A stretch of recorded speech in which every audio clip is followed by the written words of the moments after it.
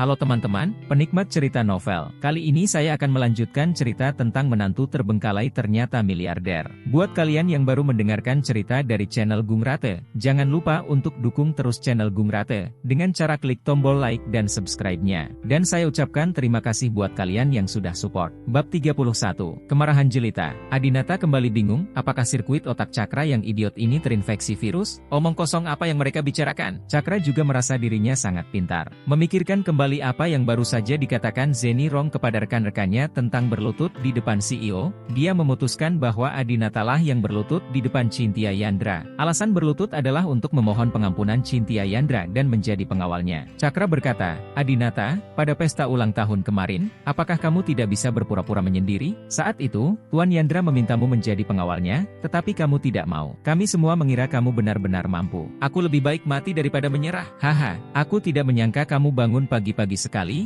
berpakaian seperti anjing, mengenakan setelan pengawal, dan berlutut memohon kepada Tuan Yandra agar menjadi anjing Tuan Yandra. Tuan Yandra, Anda tidak bisa menjanjikannya. Kemarin di pesta ulang tahun, Anda mengatakan bahwa Anda akan menghalangi cara hidup Adinata. Sekretaris Zeni Rong di luar pintu sangat terkejut ketika mendengar ini sehingga dia tidak dapat mempercayai telinganya. Tuan Yandra ingin menghalangi jalan hidup Tuan Brahma? Ya Tuhan, apakah ini benar? Cynthia Yandra sangat marah karena Cakra berani mempermalukannya di depan umum dan memberitahu karyawan bahwa dia tidak menghormati presiden grup. Bentak, Cynthia Yandra menamparnya lagi. Bajingan, kapan aku mengatakan ini? Keluar dari sini, kamu tidak diperbolehkan datang ke perusahaan kami lagi. Juga, segera pecat karyawan yang membawanya ke sini. Cakra menutupi wajahnya dengan kesakitan. Tuan muda yang bermartabat dari keluarga Fad ditampar 2 kali di depan umum. Ini adalah wilayah Cynthia Yandra. Cakra tidak berani mengatakan kata-kata kasar kepada Cynthia Yandra, jadi dia hanya bisa marah pada Adinata dan berkata, Adinata, jangan berpikir karena kamu adalah pengawal Cynthia Yandra, kami tidak bisa menyentuhmu. Tunggu saja, aku akan segera membuatmu tidak bisa makan, tidur di jalan, masuk penjara. Cakra turun dengan malu, kembali ke mobil, dan menampar kemudi dengan kedua tangannya dengan marah. Cynthia Yandra, perempuan jalang ini, dia hanya perempuan jalang cantik yang mengandalkan laki-laki untuk maju. Kenapa dia harus memukulku? Saat aku benar-benar menaklukkan Jelita, suatu hari, aku ingin kamu berlutut di depanku dan memanggilku ayah. Aku akan membunuhmu jalang. Ada juga pecundang Adinata. Dia adalah pengawal Cynthia Yandra. Saya harus memberitahu keluarga Wibisana sesegera mungkin. 1 jam kemudian, Villa Swete. Apa yang kamu bicarakan? Adinata, menantu yang ditinggalkan, menjadi pengawal Cynthia Yandra. Nyonya Wibisana kaget saat mendengar penjelasan Cakra. Bukan hanya dia,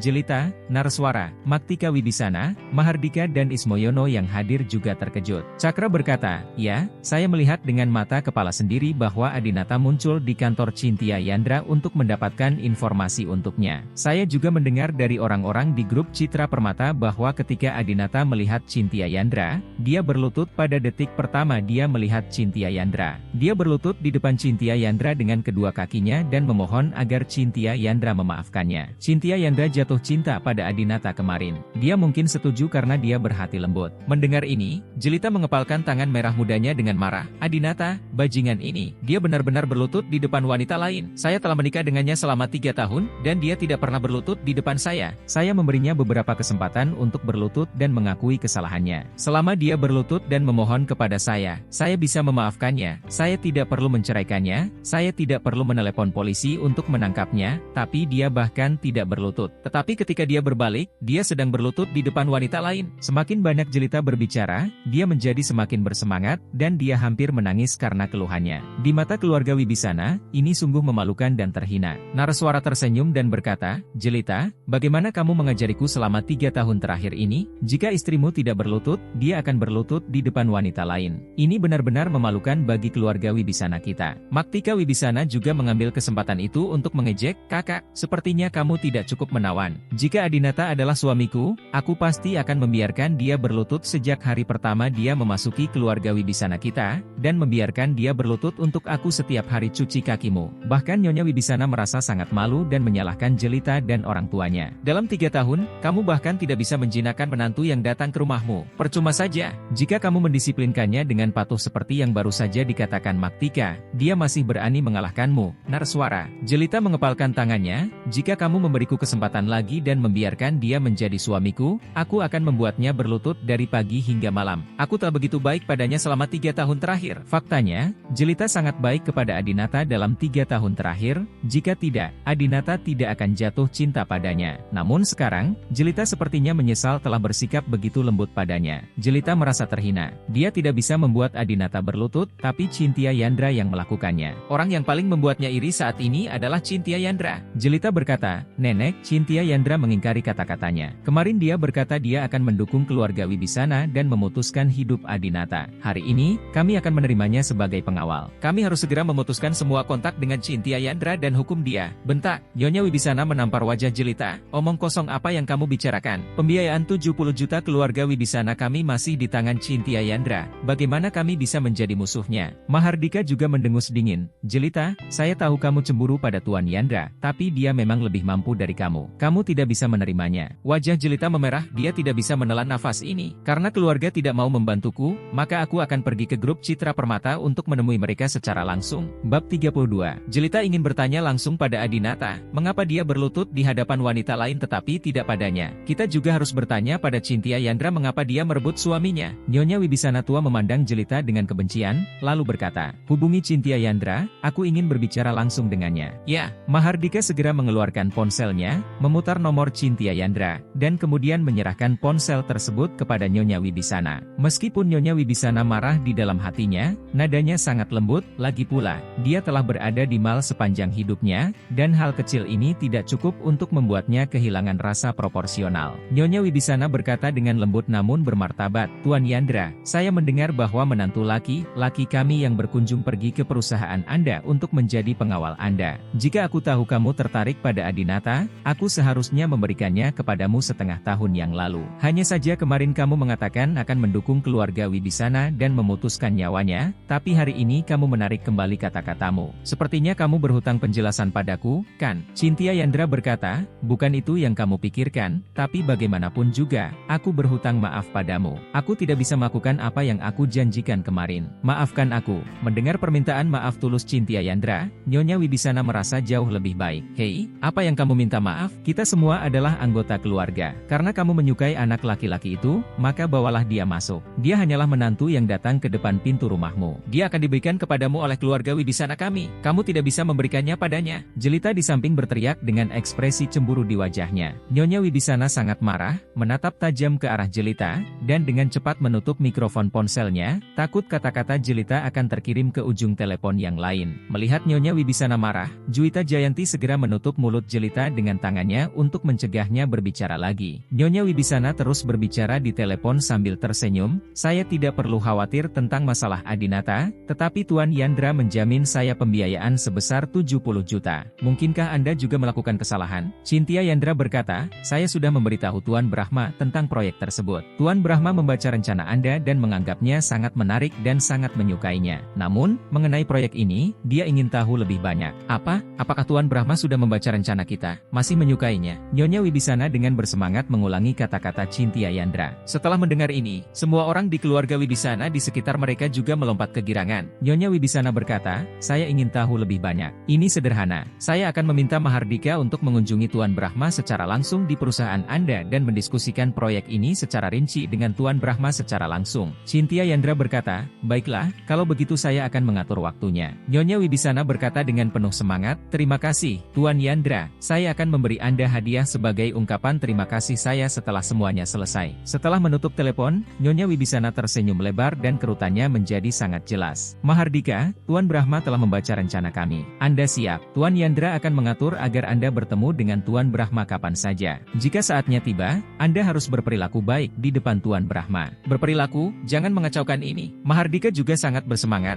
"Jangan khawatir, Bu, saya akan menyanjung Tuan Brahma saat kita bertemu. Saya akan memuji proyek kita ke langit dan bumi, haha. Namun, Adinata sekarang adalah pegawai Tuan Yandra. Bukankah kita harus mengejar pencurian yang dilakukan Adinata?" Nyonya Wibisana mendengus dingin, "Mengapa tidak mengejarnya? Lanjutkan selidiki jam tangan Adinata yang dicuri dan temukan buktinya untuk saya. Jika saatnya tiba, apakah itu untuk menerapkan hukum keluarga, mengirimnya ke penjara, atau apakah itu sebuah bantuan diberikan kepada Cynthia Yandra? Itu akan sangat bermanfaat." Naraswara tiba-tiba berkata, "Nenek, saya mengetahui bahwa dia menjual jam tangan itu kepada seorang gangster." Nyonya Wibisana mengangguk puas, bagus sekali, temukan buktinya. Adinata hanyalah anjing Cynthia Yandra. Bahkan jika kita membalasnya, Cynthia Yandra tidak akan terpengaruh. Kemudian, Nyonya Wibisana memandang keluarga Wibisana Jelita, Ismoyono dan Juwita Jayanti dan berkata dengan marah. Mahardika membantu perusahaan menegosiasikan kontrak dengan Tuan Brahma, dan Nareswara menemukan bukti pencurian Adinata. Di mana Anda dan keluarga Anda? Kontribusi apa yang telah Anda berikan kepada keluarga Wibisana? Yang tua tidak kompeten, dan yang muda tidak kompeten. Kamu bahkan tidak tahan melihat seorang suami datang ke rumahmu. Itu menyia-nyiakan wajah cantikmu. Wajahmu itu seharusnya ada di tubuh Maktika. Nyonya Wibisana selalu memihak keluarga Wibisana Mahardika, dan sekarang dia bahkan lebih tidak bermoral dalam mengkritik Jelita. Jelita memiliki rasa harga diri yang kuat dan langsung berlari dengan marah. Jelita, kamu mau kemana? Cakra mengikutinya keluar dan menemukan bahwa Jelita telah pergi, dan dia mulai mengemudi dengan sangat cepat, seolah-olah dia akan membunuh seseorang. Brengsek Adinata, kamu membuatku sangat malu di keluargaku. Kali ini, aku akan memberimu pelajaran. Jelita mengendarai mobil Audi dan segera tiba di perusahaan grup Citra Permata. Karena keluarga Wibisana sedang merundingkan kerja sama dengan grup Citra Permata, Jelita juga memiliki nomor telepon Sekretaris Jenderal Qin Zenirong. Di mana Adinata dan Tuan Yandra? Jelita bertanya sambil duduk di dalam mobil di tempat parkir bawah tanah. Zenirong menjawab, mereka baru saja turun dan pergi ke tempat parkir. Nona Wibisana sedang mencari mereka. Sebelum Zenirong selesai berbicara, Jelita menutup telepon, keluar dari mobil, dan melihat sekeliling. Benar saja, tak lama kemudian,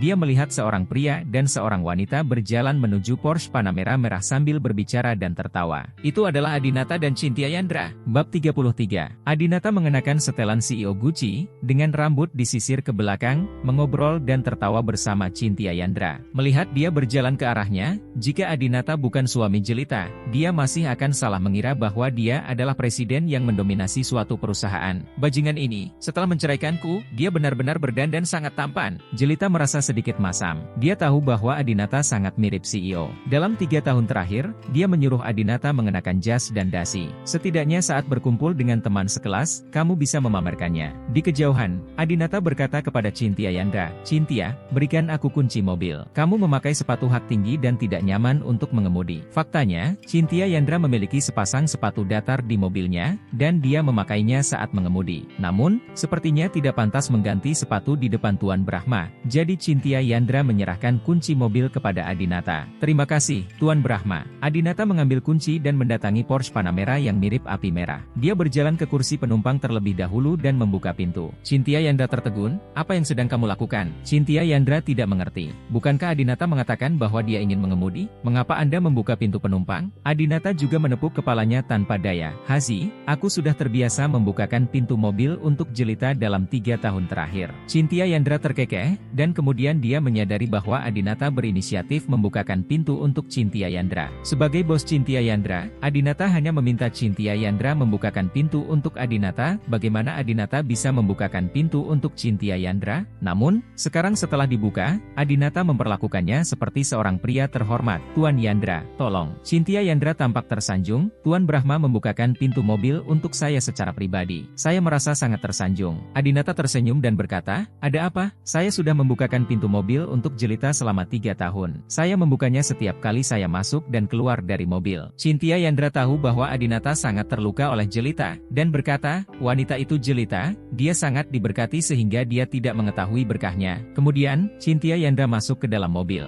Melihat ini, Jelita berlari dengan marah dan mengutuk. Adinata, kamu sangat tidak tahu malu. Kamu benar-benar menjadi anjing Cynthia Yandra. Jelita melihat Adinata membukakan pintu untuk Cynthia Yandra, dan menjadi semakin yakin bahwa Adinata telah menjadi pengawal Cynthia Yandra. Dalam 3 tahun terakhir, Adinata hanya membukakan pintu mobil untuk Jelita dan orang tuanya. Sekarang, dia membukakan pintu mobil untuk wanita lain, yang membuat Jelita merasa sangat tidak nyaman. Jelita, Adinata memandang mantan istrinya dengan heran, berpikir bahwa dia sekarang adalah orang asing baginya. Tanpa diduga, dalam sehari, mereka bertemu lagi. Cynthia Yandra juga segera keluar dari mobil. Dia tidak mengerti apa yang dia lakukan di sini. Jika itu untuk membahas suatu proyek, bukankah keluarga Wibisana harus mengirim Mahardika? Jelita memandang Adinata dan dengan marah berkata, Adinata, apakah kamu memiliki harga diri sama sekali? Kamu benar-benar berlutut di depan Cynthia Yandra, memohon pengampunannya, dan bersedia menjadi anjing di sampingnya. Karena kamu bisa membuang martabatmu, kenapa kamu tidak berlutut dan memohon padaku untuk memaafkanmu? Aku telah memberimu beberapa kesempatan. Selama kamu berlutut dan memohon padaku, kamu tetaplah keluarga Wibisana. Wibisana kami. Hukum, ketika Adinata memikirkan apa yang dikatakan Jelita, dia menjadi marah. Kamu masih berani bertanya padaku kenapa aku tidak berlutut padamu? Kemarin lusa, kamu masuk ke kamar bersama anak laki-laki bernama Fang itu, menipuku, dan memintaku untuk berlutut dan memohon pengampunanmu. Tidakkah menurutmu itu berlebihan? Jelita cemberut. Bagaimana dengan beberapa kali berikutnya? Kemarin di pesta ulang tahun, aku memberimu kesempatan untuk berlutut dan memohon padaku. Selama kamu berlutut, aku akan memberitahu nenek untuk tidak menceraikanmu, kamu masih bisa menjadi suami saya. Dan di Westlake Hotel, jika kamu berlutut dan memohon padaku, aku tidak akan memanggil polisi. Sama saja dengan berlutut. Kenapa kamu yang memohon padanya, bukan aku? Lagi pula aku adalah istrimu. Apakah memalukan untuk berlutut di hadapan istrimu? Adinata berkata, tidaklah memalukan untuk berlutut di hadapan istrimu, tetapi sangat memalukan untuk berlutut di hadapan istri yang selingkuh. Kamu melakukan sesuatu yang membuatku menyesal, dan bukannya berlutut untuk memohon maaf padaku, kamu malah memintaku untuk melakukannya, berlutut untuk memohon padamu. Aku benar-benar memanjakanmu dalam 3 tahun terakhir. Jelita juga menjadi marah, kamu menyayangiku, jelas akulah yang menyayangimu. Aku seharusnya tidak begitu baik padamu, menyebabkan kamu menjadi pelanggar hukum sekarang. Orang-orang di keluarga sekarang menyalahkanku karena tidak menjagamu. Jika aku tahu, aku akan berlutut dan menuangkan air ke kakiku setiap hari. Bentak, tamparan keras menghantam wajah halus dan cantik Jelita. Jelita tertegun. Ketika dia melihat ke atas, Cynthia Yandra lah yang memukulnya. Cynthia Yandra tidak tahan lagi dan berkata dengan marah, Jelita, kamu menipu dirimu sendiri dulu, kamu tidak tahu bagaimana merefleksikan dirimu sendiri, dan kamu masih mengatakan hal seperti itu. Sebagai seorang wanita, bukan, merasa malu? Jelita menutupi wajah cantiknya dan sangat marah. Kamu berani memukulku? Cynthia Yandra mendengus dingin. Aku akan memukulmu jika aku memukulmu. Apakah kamu masih harus memilih tanggal? Cynthia Yandra tidak takut padanya. Dalam hal statusnya di kawasan bisnis Aurous Halls, Jelita, seorang wanita yang tidak dihargai oleh keluarganya, tidak memenuhi syarat untuk dibandingkan dengan Cynthia Yandra. Jelita tidak berani melawan Cynthia Yandra, karena aura dan kemampuan Cynthia Yandra tidak sebanding dengannya. Dia tampak sedih, dengan air mata berlinang, kamu mencuri laki-lakiku dan kamu masih ingin memukulku? Bab 34. Melihat penampilan Jelita yang menyedihkan dan menangis, Adinata tidak bisa menahan perasaan tertekan. Bagaimanapun, mereka telah menikah dengannya selama 3 tahun, dan Adinata memang telah jatuh cinta padanya selama 3 tahun ini. Dalam 3 tahun terakhir, Adinata memanjakannya seperti seorang putri, melayaninya seperti seorang ratu, dan melindungi Jelita seperti mutiara. Bagaimana Jelita bisa dianiaya seperti ini? Jika seseorang berani menampar Jelita di masa lalu, Adinata pasti tidak akan membiarkannya. Tapi Adinata tahu bahwa Cynthia Yandra memukulnya untuk melampiaskan amarahnya. Adinata meletakkan tangan kanannya di bahu Cynthia Yandra dan berkata, lupakan. Kemudian, dia berkata kepada Jelita, pergi, aku bukan lagi laki-lakimu. Air mata Jelita tiba-tiba berhenti. Dia tidak pernah menunjukkan sisi lemahnya di depan Adinata.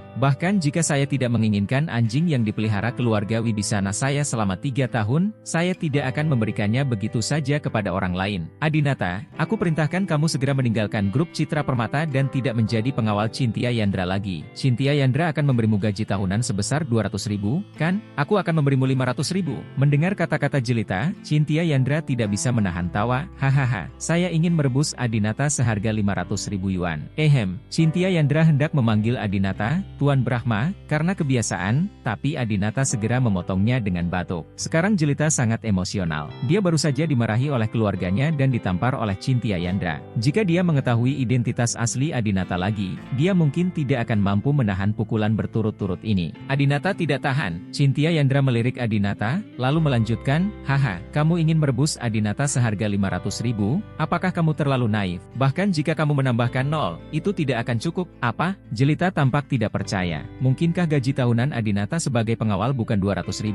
Apakah 5 juta? Tidak peduli seberapa kaya Cynthia Yandra, dia tidak akan menghabiskan 5 juta untuk pengawal. Jelita tahu bahwa dia tidak sekaya Cynthia Yandra, jadi dia berkata, Adinata, kamu harus mengundurkan diri dari grup Citra Permata hari ini. Biar ku beritahu, Narswara telah menemukan bukti bahwa kamu menjual jam tangan. Setelah diserahkan ke polisi, kamu akan dihukum. Kami hanyalah pasangan, dan aku tidak ingin kamu menghabiskan tahun-tahun terbaikmu di penjara. Jika kamu mendengarkanku, tinggalkan Cynthia Yandra, kembali ke keluarga Wibisanaku, dan jadilah pengawal pribadiku. Aku bisa meminta Narswara untuk melepaskanmu. Adinata berkata dengan acuh tak acuh, terima kasih atas kebaikan Anda, tapi saya benar-benar tidak bisa menjadi pengawal pribadi Anda. Saya tidak bisa melindungi keselamatan Anda saat melihat Anda berinteraksi dengan orang lain. Periksa kamar untuk seorang pria. Jika Narswara punya bukti, dia bisa menuntutku sesuka dia. Setelah mengatakan itu, Adinata langsung masuk ke kursi pengemudi Porsche dan mengusir Cynthia Yandra. Yandra. Adinata, kamu tidak boleh pergi. Melihat Adinata pergi, Jelita menghentakkan kakinya dengan marah. Ini pasangan yang buruk. Cynthia Yandra menghabiskan 5 juta untuk tidak hanya membiarkan Adinata menjadi pengawalnya, dia mungkin juga membiarkan dia menjadi kekasihnya. Oke, Cynthia Yandra, ketika kamu punya pacar CEO seperti Tuan Brahma, kamu masih menemukan pria liar dan mengatakan bahwa aku tidak tahu malu, tetapi kamu tidak tahu malu. Adinata juga seorang bajingan. Dia tahu bahwa Cynthia Yandra punya pacar, tapi dia tetap bersedia menjadi kekasihnya. Jika dia bisa mentolerir Cynthia Yandra memiliki pria lain, mengapa dia tidak bisa mentolerir aku memiliki pria lain? Anjing standar ganda, aku sangat marah. Dalam hal apa aku lebih rendah dari Cynthia Yandra? Aurous Halls, Jalan ke-7. Ini adalah kawasan kumuh yang terkenal di Aurous Halls, dan juga merupakan tempat dengan keamanan publik paling kacau. Ada orang miskin di sini dan ada juga orang besar. Semangka, yang terkenal di Aurous Halls tinggal di sini sepanjang tahun. Di Aurous Halls, siapapun yang hidup dalam masyarakat campuran pasti pernah mendengar kalimat ini. Saudara gua yang memutuskan apakah Aurous Halls sedang dalam kekacauan atau tidak. Saudara gua membawa tas berisi kepala manusia atau pisau. Di tahun-tahun awalnya, saudara Semangka ini melakukan banyak kejahatan, termasuk pemukulan dan pembunuhan. Kemudian, setelah ia menjadi terkenal, ia menjadi bos bagi dirinya sendiri, menjalankan panti pijat informal, karaoke, rentenir, DLL. Para wanita di Aurous Halls pada dasarnya berada di bawah kendalinya. Karena dia orang yang saleh, dia juga mempunyai banyak adik laki-laki. Saat ini, naraswara telah tiba di 7TH Street dan meminta seseorang untuk memperkenalkannya pada Semangka yang legendaris. Halo, saudara gua, seru naraswara ketika dia melihat seorang pria kekar dengan tato dan rambut gimbal. Ganendra sedang makan tiram dan minum bir. Dia melirik naraswara dan berkata, Tuan Muda Wibisana, Anda di sini untuk menyambut kami, tetapi Anda tidak menyambut kami dari jauh. Meskipun di permukaan dia sopan, Ganendra terus makan dan minum dan bahkan tidak melihat ke arah naraswara. Naraswara tidak peduli. Meskipun dia adalah putra dari keluarga kaya, dia juga merupakan kakak tertua dari pasukan bawah tanah. Naraswara berkata, saya datang ke sini untuk membuat kesepakatan dengan brother gua. Saya memiliki jam tangan Richard Mille di sini, bernilai lebih dari 5 juta. Saya berencana menjualnya kepadanya dengan harga istimewa 4,5 juta. Brother gua, tapi, kamu tidak bisa mengatakan aku menjualnya kepadamu, katakan saja itu dijual kepadamu oleh seseorang bernama Adinata. Ganendra melihat sekilas luka di wajah naraswara dan tersenyum, luka di wajahmu disebabkan oleh orang bernama Adinata ini, kan? Naraswara mengangguk dengan canggung, saudara gua benar, dia adalah menantu dari keluarga paman kedua saya. Untuk menyelamatkan muka, keluarga tidak ingin memperburuk keadaan, tetapi saya tidak bisa menelan nafas ini. Dia harus dikirim ke penjara. Ganendra menyesap bir dan berkata, mengapa repot-repot? Saya akan mengirim beberapa orang untuk membantu Anda memberinya pelajaran. Bukan. Naraswara menghela nafas. Saudara gua tidak tahu, orang itu berasal dari keluarga Lian, dan semua preman profesional yang dikirim oleh ayah saya dilumpuhkan olehnya. Oh, Ganendra tiba-tiba menjadi tertarik. Menantu dari rumah ke rumah sebenarnya punya daya juang seperti itu? Ganendra berpikir sejenak, lalu menggelengkan kepalanya, saya tidak dapat membantu Anda dalam masalah ini. Tuan Liu berkata, jangan ikut campur dalam urusan keluarga orang lain. Jika Anda selesai membantu mereka, mereka pada akhirnya akan berdamai. Kita yang mengerjakan sesuatu, menjadi satu-satunya yang berdosa. Setelah naraswara ditolak, dia sedikit cemas. Tidak, Adinata telah diceraikan oleh keluarga Wibisana kita. Selain itu, siapa Tuan Liu? Mengapa Anda harus mendengarkannya? Brengsek, Tuan Liu adalah bos dari saudara gua kita. Tiba-tiba, seorang bawahan di sebelah Ganendra meneriaki naraswara. Ganendra memarahi bawahannya, dan kemudian tersenyum pada naraswara. Tuan Liu adalah pemimpin saya. Tanpa dia, saya, Ganendra, tidak akan berada di tempat saya sekarang ini, jadi saya menganggap kata-katanya sebagai dekret kekaisaran. Sebaiknya Anda mencari orang lain. Rakyat, naraswara tidak mau menyerah. Dia tahu bahwa Ganendra sangat rakus akan uang, dan dengan tindakan keras baru-baru ini, sulit baginya untuk melakukan bisnis curangnya, dan dia pasti kekurangan uang. Jadi, naraswara berkata, saya akan menjual jam tangan ini kepada Anda seharga 4 juta. Ganendra terus menggelengkan kepalanya. Saya berkata, Tuan Liu memperlakukan saya seperti orang tua kandung saya harus mendengarkan kata-katanya. Naraswara mengertakkan gigi, 3 juta. Saya akan menjual jam tangan itu kepada Anda seharga 3 juta, dan Anda dapat menghasilkan 2 juta dengan menjualnya. Ganendra tertawa keras. Guru Liu berkata, ketika Anda berada di jalan, Anda tidak boleh terjebak dengan uang. Dunia ini besar dan bumi ini besar. Uang terbesar dihasilkan. Tuan Wibisana, saya akan menerima pekerjaan ini. Bab 35.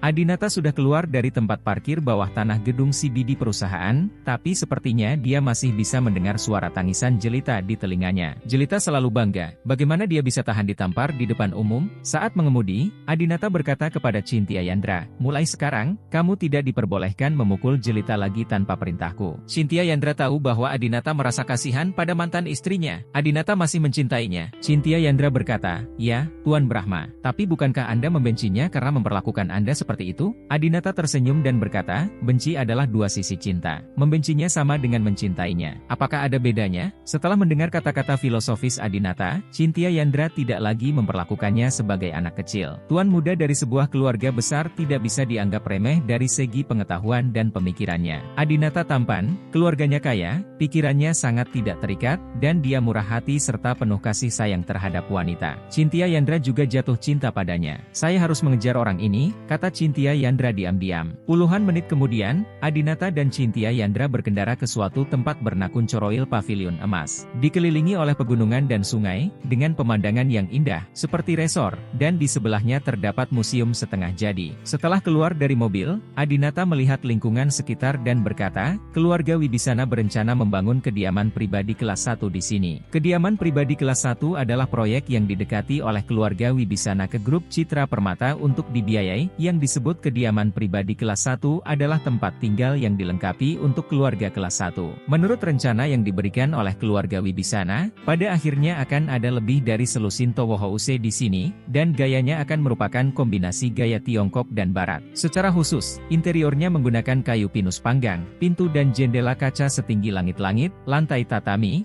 dan tempat tidur ala Barat. Pemandangan luar ruangan diperkenalkan melalui jendela dan koridor. Tujuannya adalah untuk menciptakan kediaman pribadi terunik dengan lingkungan terindah di kota Aarhus Halls. Cynthia Yandra mengangguk dan berkata, "Ada di sini. Ini memiliki taman terbanyak di Aarhus Halls dan hutan maple dengan dedaunan merah. Setelah tinggal di sini, Anda juga bisa piknik di hutan maple. Ada juga satu-satunya di Aarhus Halls, sumber air panas alami. Saya yakin orang-orang kaya di Aarhus Halls pasti akan datang ke sini untuk tinggal. Tapi, apakah Tuan Brahma benar-benar berniat memberi mereka uang? Keluarga Wibisana terlalu keras terhadap Anda." Adinata tersenyum dan berkata, "Sebenarnya, proyek ini adalah ideku." "Apa? Mungkinkah keluarga Wibisana mencuri idemu?" Cynthia Yandra terkejut. Adinata menggelengkan kepalanya, "Kamu tidak bisa mengatakan itu. Saya dapat melihat bahwa keluarga Wibisana selalu ingin bergantung pada keluarga kelas 1 di Aarhus Halls. Tetapi kakek Jelita sudah meninggal, dan Mahardika serta Ismoyono tidak memilikinya masa depan, dan mereka telah memperjuangkan warisan harta keluarga.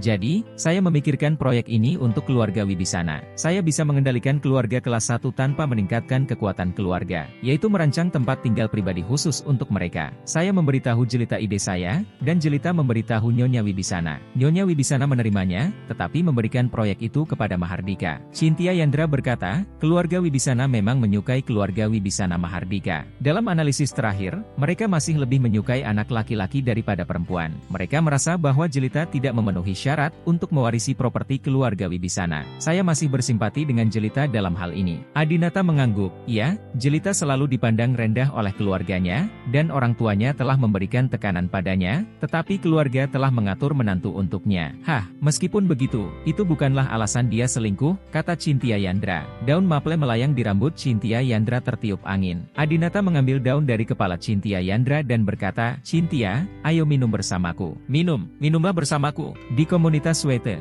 Jelita sedang memegang gelas wine, dan ada seorang wanita cantik di sampingnya, sahabatnya bernama Hanasta. Hanasta meraih gelas anggur Jelita dan bertanya, "Jelita, ada apa denganmu hari ini? Kamu harus minum di siang hari bolong. Siapa yang menindasmu? Katakan padaku dan aku akan memberinya pelajaran." Jelita berkata dengan getir, "Itu wanita jalang itu, Cynthia Yandra. Dia menamparku. Aku tidak menyinggung perasaannya sama sekali, aku hanya memarahi suamiku yang tidak puas. Mengapa dia harus memukulku? Siapa dia? Adinata yang tidak berguna itu?" "Ah." Hanasta tersenyum dan berkata, "Pernahkah kamu mendengar bahwa memukuli seekor anjing bergantung pada pemiliknya? Sekarang mantan suamimu adalah anjing Cynthia Yandra, tentu saja kamu tidak bisa membiarkanmu menghinanya." Jelita mengambil gelas anggur itu lagi, meminum anggur merahnya, dan berkata dengan marah, "Adinata sangat tidak berperasaan. Aku hanya selingkuh sekali. Wanita cantik mana yang tidak selingkuh akhir ini?" "Hanasta, kamu selingkuh 2 kali." Hanasta sedikit malu, jadi dia mengambil segelas anggur dan menuang segelas untuk dirinya sendiri. "Mengapa kamu menyebutku? Aku tidak langsung ditangkap oleh suamiku." Jelita berkata, "Dia adalah menantu laki-laki yang sedang berkunjung. Bahkan jika dia mengetahuinya, mengapa dia tidak bisa menanggungnya?" "Hanasta, tahukah kamu, aku memintanya untuk berlutut untukku, tetapi dia menolak, tetapi dia berbalik dan berlari untuk berlutut dan meminta maaf kepada Cynthia Yandra, bersedia menjadi pengawalnya. Menurutmu mengapa mengapa begitu? Aku bisa lakukan itu juga. Beri dia uang. Hanasta mengayunkan gelas anggur merah dan berkata sambil tersenyum, menurut pemahamanku tentang Adinata,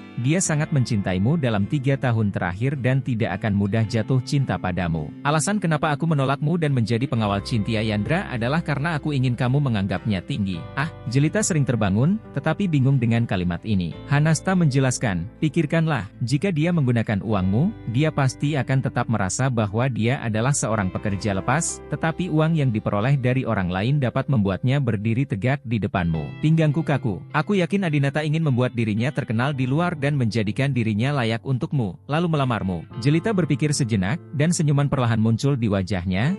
Aku tahu pecundang ini masih mencintaiku. Namun, aku tidak akan menunggunya. Lagi pula, sekarang kita sudah bercerai, aku bisa menemukan seseorang yang adalah pasangan yang cocok. Latar belakang keluarga Cakra tidak buruk, tapi dia terlalu riang, dan dia tidak tahu cara merawat orang sebaik Adinata. Hanasta berkata, kamu bisa menikah dengan Cakra dulu. Jika tidak berhasil, maka cerai. Jika saatnya tiba, biarkan Adinata mengambil alih. Pria jujur seperti dia pasti bersedia. Jelita mengangguk, itu ide yang bagus. Hanasta melihat suasana hati Jelita jauh lebih baik, mendentingkan gelas dengannya, dan bertanya dengan santai, hei, ngomong-ngomong, bukankah Adinata pernah menjadi ibu rumah tangga di rumah? Mengapa dia tiba-tiba mengantarkan makanan di masa lalu? 6 bulan. Jelita menyesap anggur dan menyeka bibirnya, sepertinya setengah tahun yang lalu keluarga kami pergi ke Swiss untuk jalan-jalan. Dia menderita penyakit dan membutuhkan uang, tetapi dia tidak menemukan kami. Kemudian dia memutuskan untuk membuat uangnya sendiri. Oh, Hanasta tidak bertanya lebih lanjut dan terus minum bersama Jelita. Pukul 8 keesokan paginya, Jelita, yang belum sepenuhnya sadar dari anggur, menjawab panggilan telepon dengan bingung. Yang saya dengar di ujung telepon hanyalah, Jelita, segera datang ke nenek. Saya menemukan bukti bahwa Adinata menjual jam tangan. Bab 36. Pergi ke keluarga Wibisana lagi. Ini, Adinata baru saja tiba di perusahaan. Kemarin, dia dan Cynthia Yandra minum anggur di sebuah restoran Jepang dekat kuil Kinkakuji, tetapi tidak terjadi apa-apa di antara mereka dan mereka segera kembali bekerja. Halo, Tuan Brahma. Halo, Tuan Brahma. Semua karyawan perusahaan menyambut Adinata dengan hormat ketika mereka melihatnya. Saat ini, Adinata menerima telepon dari naraswara. Adinata mengerutkan kening dan menjawab telepon. Naraswara, Adinata, cepat datang ke rumah nenek, saya telah menemukan bukti bahwa kamu menjual jam tangan. Adinata berkata, saya sangat sibuk dan tidak punya waktu. Naraswara buru-buru berkata, Adinata, apakah kamu tidak berani datang? Kami telah mengundang orang yang membeli jam tanganmu ke rumah kami. Jika kamu punya nyali, datanglah dan hadapi dia secara langsung. Adinata agak aneh, dia tidak menjual jam tangan sama sekali. Dari mana naraswara mendapatkan saksinya? Naraswara berkata lagi, saya tidak akan menunda Anda selama beberapa menit. Tuan Yandra ada di perusahaan pagi ini dan dia tidak membutuhkan perlindungan Anda. Ayo cepat. Adinata awalnya tidak ingin pergi ke keluarga Wibisana lagi, tetapi dia tidak ingin keluarga Wibisana salah mengira bahwa dia telah mencuri barang-barang mereka sebelum pergi. Lupakan saja, aku akan pergi dan menyelesaikan masalah ini sehingga kamu tidak perlu menggangguku terus-menerus. Adinata menutup telepon, lalu berkata kepada Zeni Rong, Sekretaris Zeni, bisakah Anda mengemudi? Kirim saya ke Villa Sweta. Iya, Zeni Rong segera meletakkan barang-barang di tangannya, mengambil kunci mobil, dan berinisiatif menekan tombol lift untuk Adinata, sampai ke tempat parkir bawah tanah. Zeni Rong adalah sekretaris pribadi Cynthia Yandra, dengan gaji bulanan komisi sebesar 8.000, dan dia memiliki Audi A3. Kali ini Zeni Rong mengantar Adinata dengan mobil perusahaan, Mercedes-Benz S600, yang merupakan mobil layaknya seorang eksekutif bisnis. Biasanya mobil ini digunakan untuk menghadiri acara atau antar jemput klien CEO. Tapi Adinata tidak menyukai mobil ini. Tidak sesuai dengan usianya. Dia akan meluangkan waktu untuk membeli mobilnya sendiri. Zeni Rong duduk di kursi pengemudi dan Adinata duduk di kursi belakang. Sepanjang perjalanan, Zeni Rong mengemudi dengan sangat mantap dan cepat, dan dari waktu ke waktu dia mengintip ke arah Adinata melalui kaca spion di dalam mobil. Menjengkelkan sekali. Kenapa bos harus duduk di belakang? Zeni Rong merasa sedih. Dia baru-baru ini berpikir untuk mengundurkan diri dari Tuan Yandra dan menjadi sekretaris pribadi Adinata, sehingga dia memiliki kesempatan lebih baik untuk dekat dengan Adinata. Lebih dari 30 menit kemudian, Adinata tiba di Villa Sweta dan berkendara sampai ke gerbang villa tempat Nyonya Wibisana berada. Saat ini, Naraswara, Maktika Wibisana, Jelita dan lainnya sedang berdiri di pintu kamar menunggu Adinata. Melihat mobil bos yang harganya lebih dari 2 juta ini, beberapa orang tertegun sejenak. Kemudian, Zeni Rong terlihat turun dari kursi pengemudi, lalu dengan cepat berjalan dari depan mobil ke kursi belakang di sisi lain, dan membukakan pintu belakang untuk Adinata. Setelah itu, mereka menyaksikan Adinata keluar dari mobil dengan mengenakan jas. "Sekretaris Zeni, tunggu saya di sini." Adinata mengencingkan jasnya dan memerintahkan Zeni Rong. "Ya." Zeni Rong membungkuk dan mengangguk, dengan ekspresi hormat di wajahnya. Lalu, Adinata berjalan menuju pintu villa. Ketika Narswara melihat Adinata, dia tertawa, "Hahaha, Adinata, kamu sangat pandai berpura-pura. Kamu berpura-pura menjadi seperti bos, dan kamu bahkan meminta sekretaris Zeni untuk mengemudikan mobil dan membukakan pintu untukmu. Katakan padaku, berapa banyak yang kamu berikan padaku?" Maktika Wibisana juga menyilangkan dadanya dengan tangannya, memamerkan sosok baiknya. "Siapa yang tidak tahu bahwa Anda berada di grup Citra Permata dan merupakan anjing Tuan Yandra? Anda berpura-pura menjadi apa?" Adinata sudah lama terbiasa mendengar ejekan dari kakak beradik Narswara dan Maktika Wibisana. Namun, yang mengejutkan Adinata adalah kali ini, Jelita bahkan tidak memarahinya. Adinata menatap Jelita dengan heran, dan Jelita menatapnya dengan senyuman di wajahnya. "Hehe, Hanasta benar. Adinata pergi ke grup Citra Permata untuk menunjukkan kepadaku prestasinya suatu hari nanti. Hari ini dia sengaja berpura-pura menjadi pemenang, yang baru saja mengkonfirmasi tebakan Hanasta." Jelita secara alami merasa bahwa Adinata berpura-pura, tetapi dia secara bertahap mengerti mengapa Adinata berpura-pura. Untuk membuat Jelita menganggapnya tinggi, melihat Adinata, Jelita berkata dengan bangga, "Adinata, aku yakin padamu. Tidak masalah jika kita bercerai sekarang, aku dapat menemukan orang yang cocok untuk dinikahi, dan kemudian membiarkanmu menjadi milikku." Cadangan ban,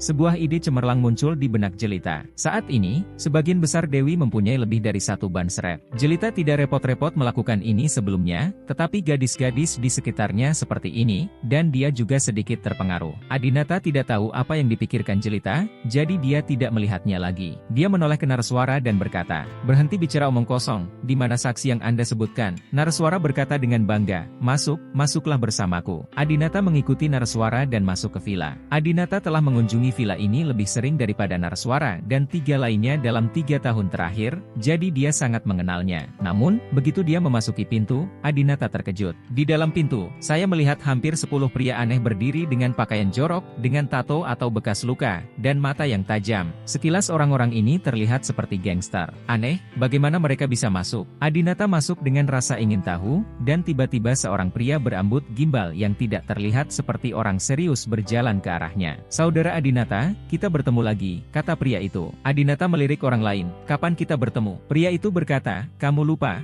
2 hari yang lalu kamu memintaku untuk menjual jam tanganmu, dan aku memberimu 5 juta. Aku saudaramu gua." Narswara mendengus dingin. "Saudara gua memiliki keputusan akhir apakah Aurous Hall sedang dalam kekacauan atau tidak. Adakah siswa sekolah menengah yang mengenal saudara gua? Bukan. Saya pikir Anda tidak berani mengakui bahwa Anda menjual jam tangan Anda kepada saudara gua, jadi kamu sengaja berpura-pura tidak mengenalku." Mendengar pujian Narswara, Ganendra mengangkat kepalanya dengan bangga. Adinata mau tidak mau menganggapnya lucu. "Saudara gua yang memutuskan apakah Aurous Hall sedang dalam kekacauan atau tidak. Haha, Carmelo Anthony adalah idolamu, bukan?" Adinata pernah mendengar kalimat ini sebelumnya. Kalimat aslinya adalah apakah akan ada kekacauan di New York, saudara Melo yang memutuskan. Saudara Melo, di sini mengacu pada pemain NBA Amerika Carmelo Anthony. Dia juga seorang pemimpin geng, dijuluki Saudara Melo, Melon. Ya terus kenapa? Ganendra tidak menyangka Adinata akan bisa mengetahui siapa idolanya begitu mereka bertemu dengannya. Adinata tersenyum dan berkata, "Oh, tidak apa-apa. Tiba-tiba saya teringat ketika saya berada di Amerika Serikat, saya bermain bola dengan Melo, Kaisar Kecil, dan yang lainnya." Saat itu pada tahun 0306, Adinata kebetulan sedang berada di Amerika Serikat. Agar Adinata memiliki tubuh atlet, keluarganya kerap mengatur agar ia berlatih bersama beberapa pemain profesional. Namun, Ganendra tidak mempercayainya. "Kamu benar-benar pandai membual. Bukankah kamu dari desa? Aku lihat kamu kesulitan keluar kota. Kenapa kamu tidak pergi ke luar negeri? Sudah cukup, berhentilah berdebat." Pada saat ini, Nyonya Wibisana tiba-tiba keluar dari kamar sambil memegangi pudel itu di pelukannya. "Adinata, aku harus menjagamu hari ini," Nyonya Wibisana berkata dengan kasar di dalam hatinya. Bab 37, Nyonya Wibisana memiliki lebih dari 1 miliar aset keluarga Wibisana dan sangat bermartabat di keluarga Wibisana dan bahkan di seluruh Aurous Halls. Adinata memprovokasi Nyonya Wibisana beberapa kali, yang membuatnya sangat marah. Dia harus membuat Adinata berlutut. Namun, pada saat ini, pudel di pelukan Nyonya Wibisana tiba-tiba terlepas dari pelukan Nyonya Wibisana dan langsung melompat dari tubuhnya setelah melihat Adinata. "Bunga!" Nyonya Wibisana tua terkejut dan dengan cepat memanggil pudel bernama Huahua, tapi Huahua tidak mendengarkan sama sekali dan berlari ke arah Adinata dengan cepat. Adinata pun tersenyum dan memeluk Huahua. Huahua sangat senang melihat Adinata dan terus menjilati tangan Adinata. Adinata. Dalam 3 tahun terakhir, Adinata telah merawat anjing ini dengan baik, memberinya makan, menyekop kotorannya,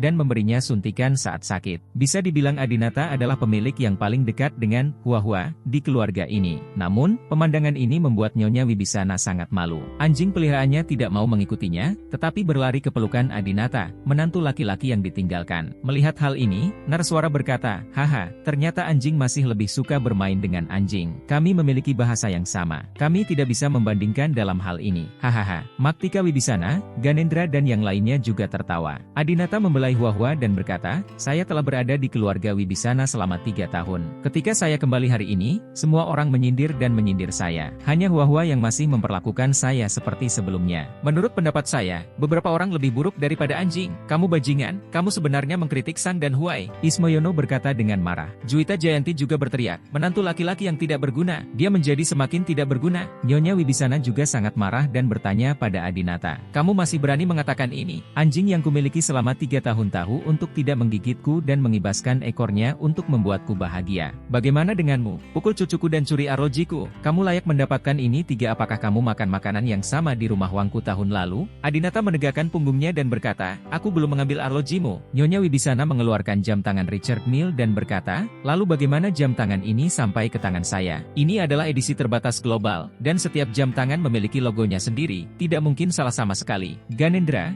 juga tersenyum dan berjalan ke arah Adinata dan berkata, "Wah, kamu membawa jam tangan ini dan menjualnya kepadaku. Kamu juga mengatakan bahwa demi uang, kamu akan pergi ke kamar presidensial di Westlake Hotel untuk menginap selama minggu. Kalau kamu tidak datang dari saya mendapat 5 juta, katakan padaku, dari mana kamu mendapatkan uang untuk membuka rumah?" Ganendra dan Naraswara saling memandang dan tersenyum, mereka sudah menyetujui kalimat hari ini. Mereka tahu bahwa Adinata memang tidak mengambil arloji itu, tetapi uang untuk menginap di hotel Adinata pasti berasal dari sumber yang tidak diketahui dan entah dicuri atau dirampok. Adinata berhenti dan menghela nafas. Mungkin ini saatnya memberitahu mereka kebenarannya. Adinata berkata perlahan, "Saya awalnya ingin bergaul dengan Anda sebagai orang biasa, tetapi saya tidak menyangka bahwa yang saya dapatkan sebagai imbalannya adalah sinisme. Oke, izinkan saya memamerkannya. Saya adalah presiden grup Citra Permata. Saya seorang miliarder. Ini alasan yang cukup." Setelah Adinata mengatakan ini, tubuhnya gemetar karena kegembiraan. Dia tahu bahwa kebenaran ini pasti mengejutkan semua orang, terutama Jelita. Dia menantikan apakah Jelita akan menyesal mengkhianatinya setelah mengetahui identitas aslinya. Namun, hahaha, semua orang yang hadir, kecuali Nyonya Wibisana, tertawa terbahak-bahak. Bahkan bawahan Ganendra, para gangster yang awalnya serius dan ingin memakanmu, mulai tertawa. Adinata tidak tahu kenapa. Naraswara tertawa terbahak-bahak hingga menutupi perutnya. "Apakah kamu pikir kamu adalah Wang Duoyu? Kamu bahkan menggunakan kalimat orang terkaya di kota Sihong." Hahaha, aku tertawa terbahak-bahak. Maktika Wibisana juga tertawa terbahak-bahak hingga bagian atas tubuhnya gemetar. "Adinata, kenapa kamu sangat menyukai orang yang berpura-pura kaya? Jika kamu adalah presiden grup Citra Permata, apalagi adikku menikahimu, aku juga akan menikahimu dan jadilah milikmu sebagai kamar tidur keduamu, kami saudari akan bergiliran melayanimu." Adinata sedikit bingung, siapa orang terkaya di kota Sihong? Faktanya, apa yang baru saja dikatakan Adinata adalah kalimat dari orang terkaya di kota Sihong. Meski film ini sangat populer, namun Adinata jarang menonton film dalam negeri sehingga ia tidak mengetahuinya. Ganendra menepuk bahu Adinata sambil tersenyum dan berkata, "Saudaraku, berhentilah berpura-pura. Apakah kamu tidak tahu apa yang kamu lakukan? Berlututlah dengan jujur, bersujud kepada wanita tua dan Tuan Wibisana dan akui kesalahanmu." "Jangan khawatir," kata wanita tua itu, "dia tidak akan membiarkanmu jongkok." Alasan mengapa Ganendra bersedia memberikan sumpah palsu adalah karena dia tahu bahwa Nyonya Wibisana tidak berniat menyerahkannya kepada polisi. Dengan cara ini, sumpah palsu Ganendra bukan merupakan tindakan ilegal. Pada saat ini, Jelita juga berbicara, "Adinata, bagaimanapun juga, kamu telah menjadi suamiku selama 3 tahun. Keluarga Wibisana kami menghargai persahabatan lama kami dan tidak akan membiarkanmu masuk penjara. Mengenai uang, meskipun kamu telah menghabiskan ratusan ribuan, tapi jangan terlalu khawatir. Kamu akan menyelesaikannya perlahan di masa depan. Kamu hanya perlu berlutut dan mengakui kesalahanmu, lalu kamu bisa pergi." Adinata sedikit bingung. Kemarin, Jelita ditampar oleh Cynthia Yandra dan dikutuk di tempat parkir bawah tanah untuk waktu yang lama. Ketika dia melihat Adinata hari ini, dia seharusnya memarahinya lebih keras lagi. "Bagaimana kamu menjadi begitu lembut?" Adinata tetap teguh,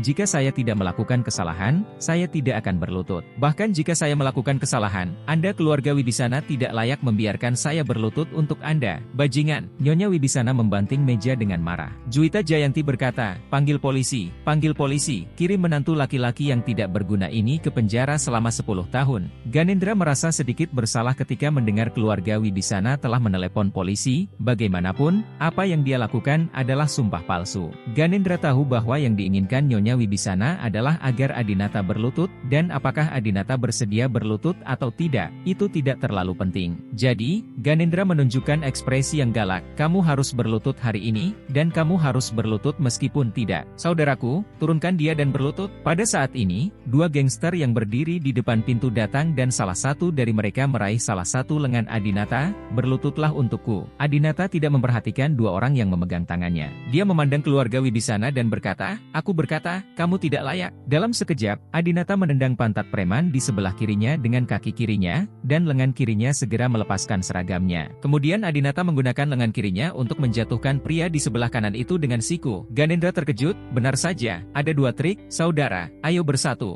8 orang yang tersisa bergegas menuju Adinata bersama-sama. Guk guk guk, guk guk guk, Hua-Hua memblokir bagian depan dan terus meneriaki sekelompok orang. Maktika Wibisana segera membawa Hua-Hua pergi, anak anjing Hua-Huaya. NG selalu mesum, untuk pertama kalinya, tidak ingin tinggal di pelukan Maktika Wibisana untuk menikmati pegunungan, dan terus menggonggong. Nyonya Wibisana berkata, Adinata, saya akan memberimu kesempatan lagi untuk berlutut dan mengakui kesalahanmu, agar tidak menderita sakit fisik apapun. Adinata menghadapi 8 preman profesional dan tersenyum dingin. Kalau begitu saya akan mengatakannya lagi, kamu tidak layak. Bab 38. Pertunangan Adinata dan Maktika Wibisana. 1 orang versus 8 orang, Adinata tidak panik sama sekali, ini bukan karena dia percaya diri secara membabi buta, tetapi karena dia memahami kesenjangan antara profesional dan amatir. Orang-orang ini, dibandingkan dengan orang biasa, dianggap profesional. Tetapi bagi orang-orang yang pernah berada di medan perang dan berada di sekitar darah dan mayat sepanjang tahun, mereka seperti anak-anak. Adinata telah berlatih seni bela diri sejak dia masih kecil dan memiliki kekuatan pribadi yang kuat. Namun, yang benar-benar membuatnya menakutkan adalah pengalaman 1 tahun di medan perang. Itu terjadi 4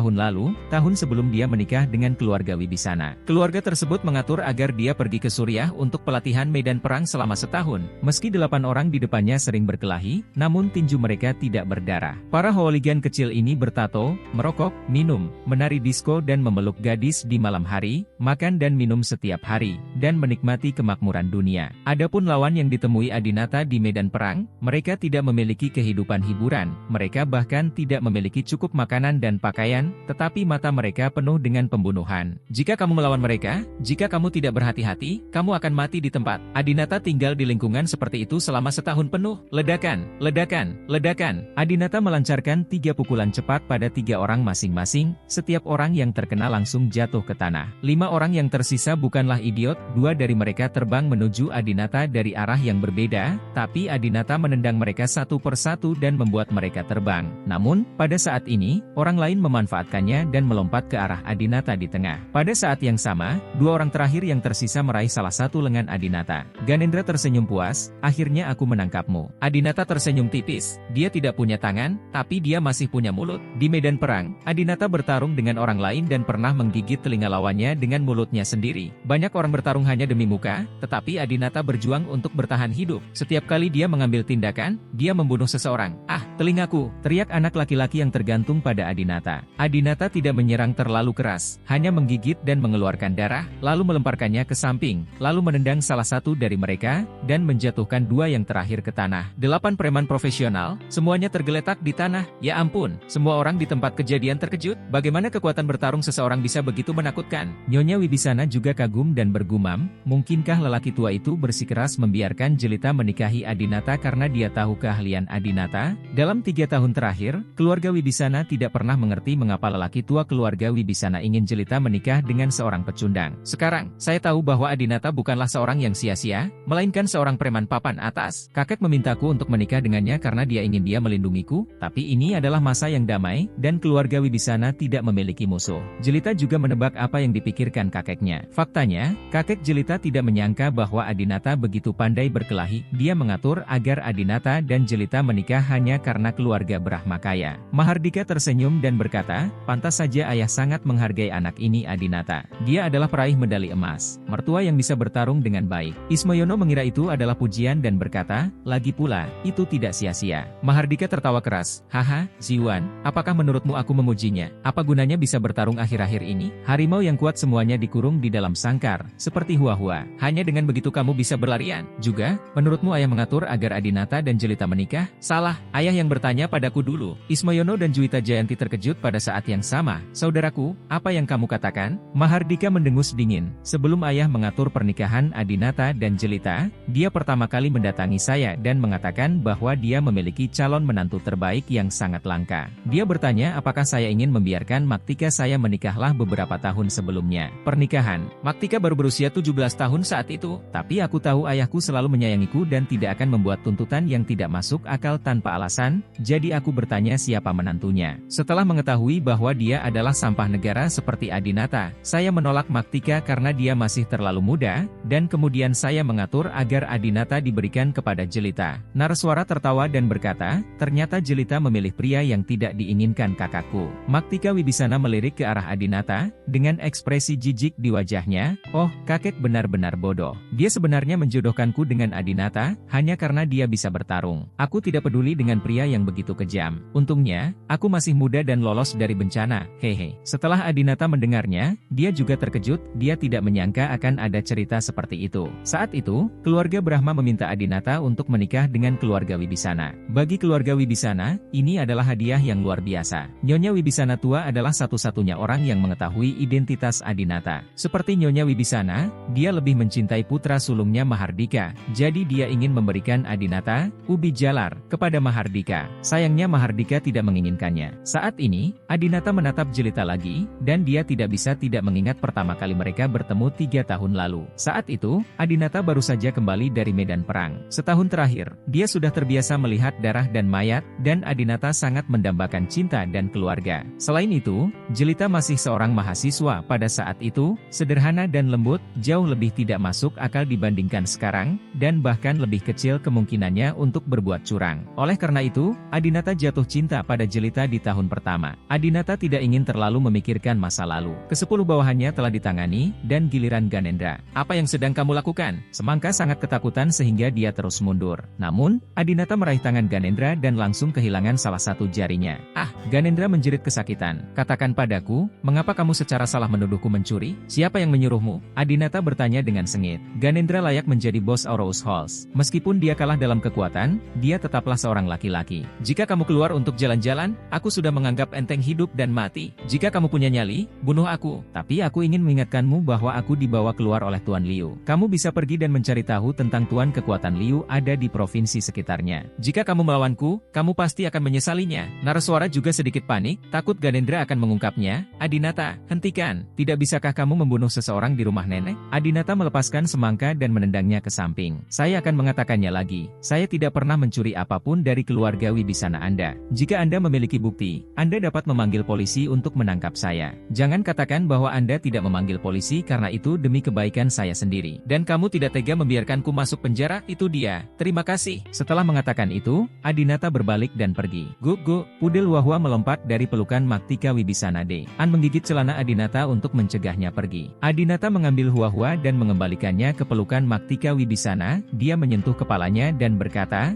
di mataku, hanya ada satu hal di keluarga Wibisana yang layak dicuri, dan itu adalah kamu. Bab 39. Dua saudara perempuan merampok Tuan Brahma. Hanya jam tangan Richard Mille, hanya kaligrafi dan lukisan antik di ruang bawah tanah keluarga Wibisana. Adinata sama sekali tidak menyukainya. Satu-satunya hal yang tidak sanggup ia pisahkan adalah Hua-Hua, anjing pudel yang dibesarkannya selama 3 tahun, karena Hua-Hua adalah satu-satunya di keluarga Wibisana yang tahu bagaimana bersyukur. Setelah Adinata pergi, Ganendra dan anak buahnya juga keluar dari villa dengan kebingungan. Begitu Ganendra masuk ke dalam mobil, Naraswara berlari. Saat Ganendra baru saja dipukuli oleh Adinata, dia masih tidak menyebutkan nama Naraswara. Naraswara sangat berterima kasih. Saudara gua, kamu baik-baik saja. Naraswara tampak malu. Ganendra juga marah saat melihat Naraswara. Kamu telah menemukan melon yang sulit untukku. Kamu harus menambahkan 1 juta lagi untuk memberi kompensasi kepada saudara-saudaraku atas biaya pengobatan mereka. Naraswara berkata, uang bukanlah masalah, selama kamu bisa memberi pelajaran yang sulit kepada Adinata. Saudaraku, apakah kamu berencana membunuhnya jika kamu memiliki ratusan orang di bawah komandomu?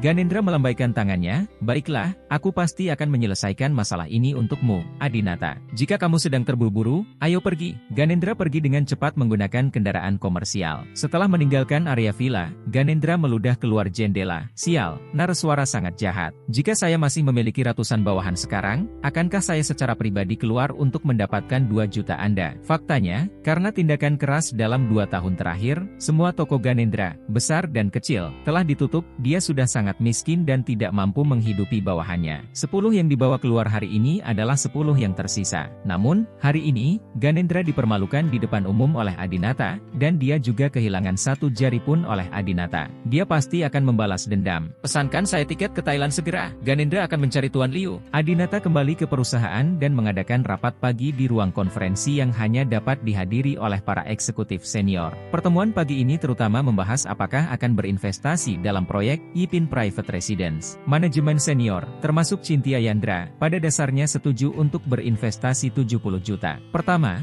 jumlahnya tidak banyak, dan kedua, proyek ini sangat bagus. Setelah rumahnya selesai pasti akan menarik keluarga kelas 1 dari Aurous Halls bahkan tempat lain untuk menetap. Grup Citra Permata dapat menambahkan ini ke dalam kontrak. Syarat yang diperlukan untuk membeli kediaman pribadi kelas 1 adalah harus melakukan kerja sama komersial dengan Grup Citra Permata. Grup Citra Permata memiliki banyak industri, banyak di antaranya tidak begitu kompetitif. Jika bisa mendapatkan bantuan dari bisnis keluarga kelas 1 ini, niscaya akan menjadi lebih kuat. Oleh karena itu, proyek ini tidak hanya bermanfaat bagi keluarga Wibisana, tetapi juga bagi Grup Citra Permata. Dan proyek ini diusulkan oleh Adinata, jadi dia tidak perlu memveto idenya. Di ruang konferensi, Adinata duduk di kursi CEO dan berkata, "Oke, karena semua orang setuju, mari kita secara resmi mulai bekerja sama dengan Dingcheng Real Estate mulai sekarang." Cynthia minta keluarga Wibisana dan Dingcheng Real Estate untuk mengirim seseorang untuk memberitahu saya secara detail tentang rencana mereka. Saat merencanakan sebuah proyek, saya juga akan melakukannya uji kesiapan mereka. Ya, saya akan segera memberitahu mereka, kata Cynthia Yandra. Setelah pertemuan tersebut, Cynthia Yandra segera menelepon Mahardika. Villa Swete, saat ini, semua orang di keluarga Wibisana masih tinggal di villa, dan seluruh keluarga sedang mendiskusikan apakah karena keterampilan Adinata yang luar biasa, Nyonya Wibisana meminta Jelita menikahi Adinata. Mahardika sangat gembira ketika dia tiba-tiba menerima telepon dari Cynthia Yandra. "Bu, Tuan Yandra baru saja menelepon saya dan mengatakan bahwa bos Grup Citra Permata telah setuju untuk mengumpulkan 70 juta untuk kita. Namun, dia ingin saya berbicara langsung dengannya tentang proyek ini. Lihat, mari kita lihat seberapa siap kita." Nyonya Wibisana juga sangat gembira. "Bagus sekali, bekerja sama dengan Grup Citra Permata adalah lompatan maju bagi real estate Dingcheng kami. Mahardika, Anda harus bekerja dengan baik dan meninggalkan kesan yang baik pada Tuan Brahma. Kami akan terus bekerja sama dengan Citra Permata di masa depan." Mahardika berkata, "Ya, saya pasti akan tampil baik di depan Tuan Brahma." Maktika Wibisana berbisik, "Ayah, lihatlah Tuan Brahma lebih dekat. Saya dengar dia tampan dan muda, dan dia berbeda dari bos lainnya." Jelita melihat wajah Maktika Wibisana seperti bunga persik, dan tahu apa yang dipikirkan Maktika Wibisana, dan berkata, "Maktika, betapapun tampannya Tuan Brahma, dia tetap memiliki seorang majikan. Apakah kamu lupa bahwa Tuan Yandra dan Tuan Brahma adalah sepasang kekasih?" Maktika Wibisana memutar matanya, "Apa hubungannya denganmu? Kami adalah sepasang kekasih dan belum menikah. Selain itu, saya lebih muda dari Cynthia Yandra dan memiliki sosok yang lebih baik darinya. Mengapa saya tidak bisa merebut Tuan Brahma?" Nareswara juga berbicara mewakili adiknya. "Benar, aku mendukung adikku, Jelita. Kudengar kamu ditampar oleh Cynthia Yandra. Kakakku merebut pacar Cynthia Yandra. Kamu harus mendukungnya." Bahkan Nyonya Wibisana mengangguk dan berkata, "Ide Maktika benar. Di dunia ini, pria hebat sangat langka. Jika kamu ingin mendapatkannya, kamu harus mengambilnya. Maktika, kali ini kamu dan ayahmu ayo pergi ke Grup Citra Permata untuk temui Tuan Brahma." "Ah, benarkah? Terima kasih Nenek. Panjang umur Nenek." Maktika Wibisana melompat kegirangan dan langsung mencium Nyonya Wibisana di wajahnya yang keriput. Keluarga Wibisana Siwan tampak sangat sedih. Proyek kediaman pribadi Ipin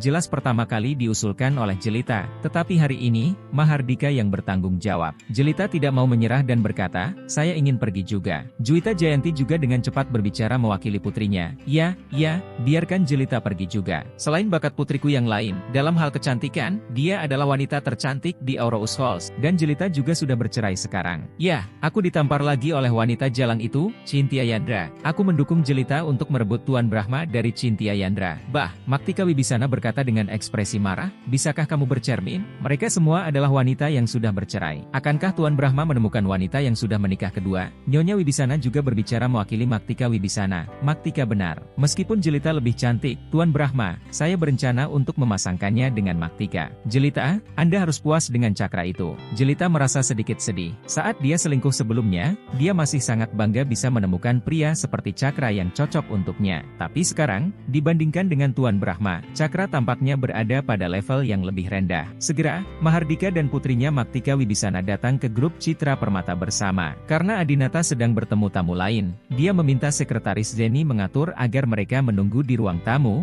dan menyuruhnya untuk tidak menyajikan teh untuk mereka. Keluarga Wibisana, terutama keluarga Wibisana Mahardika, sangat jahat terhadap Adinata. Ketika kami tiba di halaman rumah Adinata hari ini, mustahil bagi Adinata untuk menyajikan teh dan air kepada mereka. Di ruang tamu, Cheongsam seksi memamerkan sosok Maktika Wibisana dengan tepat, membuatnya anggun dan lembut, tetapi juga tak terkendali bagi pria. Namun, Maktika Wibisana sepertinya tidak puas dengan pakaian ini. Ayah, mengapa kamu ingin aku memakai Cheongsam? Kecuali celah yang lebih besar di kaki, semuanya terbungkus rapat. Tahukah kamu seberapa bagus pakaian putrimu? Sosok, bab 40. Istri bos, hahaha. Mahardika tertawa dan memandang putrinya yang luar biasa dengan ekspresi lega. Maktika, kamu dibesarkan oleh ayah. Kenapa ayah tidak mengetahui kekuatanmu? Maktika Wibisana berkata, kalau begitu kenapa kamu tidak membiarkan aku memakai lebih sedikit pakaian? Mahardika menggelengkan kepalanya, putri, kamu tidak mengerti. Berpakaian terlalu terbuka saat kita pertama kali bertemu hanya akan membuat Tuan Brahma meremehkanmu dan mengira kamu adalah wanita sembrono yang tidak memiliki harga diri. Tujuanmu adalah menikah dengan keluarga Brahma, bukan menjadi kekasih atau simpanan Tuan Brahma,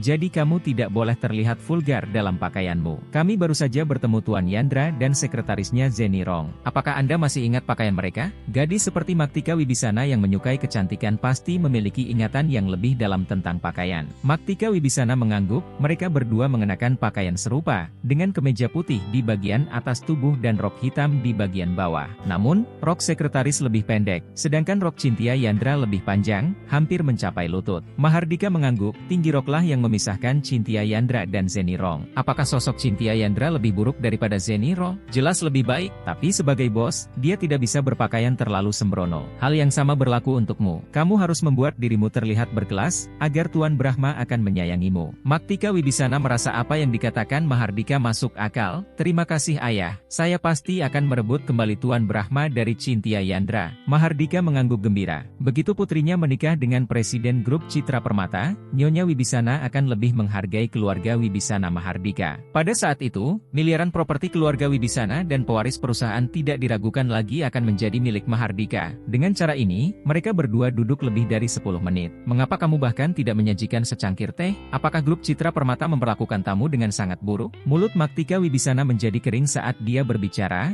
dan kemudian dia menyadari bahwa sekretaris tidak menyajikan teh untuk mereka. Maktika Wibisana mau tidak mau membuka pintu dan berteriak kepada Zeni Rong, "Sekretaris Zeni, beri kami 2 cangkir teh. Saya ingin teh hitam." "Baiklah, mohon tunggu sebentar." Zeni Rong setuju, tetapi lebih dari 10 menit telah berlalu dan dia masih belum disuguhi teh. "Saya sangat marah. Sekretaris Zeni bersikap acuh tak acuh terhadap saya." Maktika Wibisana menghentakkan kakinya dengan marah. Mahardika tidak ingin suasana hati Maktika Wibisana terpengaruh, jadi dia menghiburnya, "Saat kamu menjadi istri CEO, tinggalkan saja dia. Jangan marah, Tuan Brahma bisa datang kapan saja." "Oh." Maktika Wibisana segera melanjutkan postur duduknya yang bermartabat, tersenyum, seperti seorang wanita. Persis seperti itu, setengah jam berlalu. "Ayah, aku tidak tahan lagi. Duduk seperti wanita ini sungguh melelahkan. Mengapa kamu tidak datang, Tuan Brahma?" Maktika Wibisana berbaring di sofa dan mengangkat kakinya. Mahardika melirik postur Maktika Wibisana yang tak tertahankan dan menggelengkan kepalanya. "Tuan Brahma sepertinya tidak memperhatikan kita. Dia sebenarnya membuat kita menunggu selama 1 jam." Pada saat ini, Adinata membuka pintu dan masuk. Adinata tidak bisa menahan diri untuk tidak berkata ketika dia melihat Maktika Wibisana mengenakan sepatu hak tinggi dan meletakkan kakinya di atas sofa. "Saudari Maktika, aku tahu kamu sangat santai di rumah, tetapi apakah kamu masih begitu santai di luar? Ayahmu tidak memberitahumu, apakah ini tidak sopan?" Setelah Maktika Wibisana mendengar ketukan pintu, dia sangat ketakutan sehingga dia menarik kakinya ke bawah dan melanjutkan postur duduk anggunnya sebelumnya. Setelah Adinata melihatnya, dia berkata, "Ya, kamu mengenakan Cheongsam. Ini pertama kalinya aku melihatmu mengenakan Cheongsam dalam 3 tahun terakhir. Aku tidak menyangka kamu akan memiliki sedikit pun Cheongsam, keanggunan seorang gadis Jiangnan." Saya harus mengatakan bahwa penampilan Mahardika untuk putrinya sangat sukses. Jika Adinata tidak mengenal Maktika Wibisana sebelumnya, keduanya akan meninggalkan kesan yang baik saat pertama kali bertemu dan ingin melakukan kontak lebih jauh. Mendengar pujian Adinata, Maktika Wibisana tampak jijik. Ayo, jangan menatapku, aku tidak memakai Cheongsam untukmu. Aku tahu hari ini ayahku berkata bahwa kakek awalnya ingin mengatur agar kita menikah, biarkan kamu berfantasi tentang aku. Tapi bagaimana burung pegar bisa layak menjadi burung finik? Kamu bahkan tidak layak untuk jelita, bagaimana kamu bisa layak untukku? Meskipun Maktika Wibisana sangat feminin, Adinata tidak pernah memikirkan hal yang tidak semestinya tentangnya selama 3 tahun terakhir. Maktika, kamu salah paham, aku hanya ingin. Mulut Maktika Wibisana kasar dan dia dengan cepat menjawab, tidak mungkin untuk memikirkannya, dan berdosa jika memikirkannya. Adinata menggelengkan kepalanya tak berdaya dan mengabaikannya. Setelah duduk, dia menatap Mahardika. Namun, sebelum dia dapat berbicara, Mahardika berkata kepada Adinata, Adinata, kamu adalah pengawal, apa yang kamu lakukan di sini? Di mana Tuan Brahma? Adinata telah memberitahu mereka sebelumnya bahwa dia adalah presiden grup Citra Permata, tetapi mereka tidak mempercayainya dan dia tidak repot-repot mengatakannya lagi. Adinata berkata, Anda di sini untuk mendiskusikan proyek kediaman pribadi Ipin, kan? Katakan saja padaku. Mahardika berkata dengan nada menghina, sudah kubilang, apa gunanya memberitahumu? Kamu adalah pengawal yang bau, sampah yang hanya tahu cara bertarung. Apakah kamu memahami proyek? Apakah kamu memahami bisnis? Adinata juga marah. Jadi, kamu tidak mau bicara? Oke, aku pergi. Tunggu sebentar. Maktika Wibisana tiba-tiba meraih Adinata, yang mengejutkan Adinata. Maktika Wibisana menunjukkan senyum ramah di wajahnya. Adinata, jangan pergi dulu. Izinkan saya menanyakan sesuatu. Karena Anda telah menjadi pengawal Cynthia Yandra selama 2 hari terakhir, Anda pasti sangat akrab dengan Cynthia Yandra dan Tuan Brahma, kan? Adinata mengangguk, tidak buruk, saya mengerti sedikit. Maktika Wibisana bertanya sambil tersenyum, kalau begitu, bisakah Anda memberitahu saya seberapa dekat hubungan antara Cynthia Yandra dan Tuan Brahma? Apakah mereka tinggal bersama di malam hari? Haruskah mereka tidur di rumah Tuan Brahma atau di rumah Cynthia Yandra? Adinata tahu bahwa Maktika Wibisana adalah orang yang banyak bicara dan akan menyebarkan berita tentang apapun. Sebelumnya, Cynthia Yandra mengatakan bahwa dia dan dia adalah sepasang kekasih yang telah mempengaruhi reputasinya. Dia juga ingin menggunakan kesempatan ini untuk memberitahu lebih banyak orang melalui Maktika Wibisana bahwa dia tidak ada hubungannya dengan Cynthia Yandra. Adinata berkata, mereka putus. Jawaban ini menyelamatkan wajah Cynthia Yandra, tidak menyangkal klaim Cynthia Yandra bahwa mereka adalah sepasang kekasih, dan memulihkan reputasinya sebagai lajang. Mendengar kata-kata tersebut, Maktika Wibisana dan Mahardika begitu bersemangat hingga hampir menangis. Putus, hahaha, Maktika Wibisana tertawa. Mahardika juga menepuk pahanya dengan penuh semangat. Tuhan benar-benar membantu saya. Tuhan membantu keluarga Wibisana saya. Adinata sedikit bingung dan bertanya, mereka putus. Mengapa kamu begitu bahagia? Maktika Wibisana tersenyum, melanjutkan postur duduknya yang bermartabat,